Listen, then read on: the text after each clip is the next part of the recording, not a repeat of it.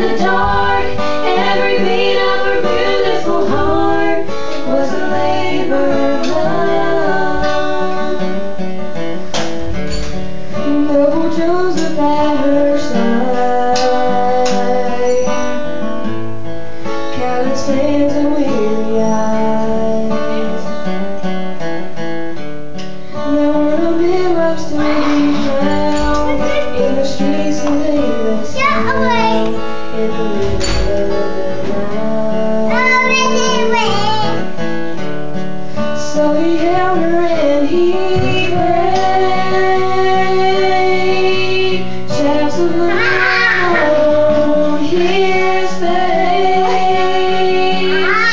But the baby in the womb, he was the rider of the moon. He was the author of the fate that could make the mountains move.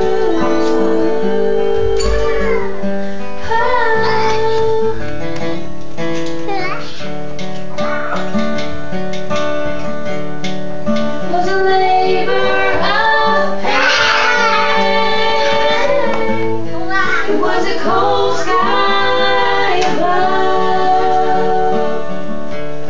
But for the girl on the ground in the dark, every beat of her beautiful heart, it was a labor of love.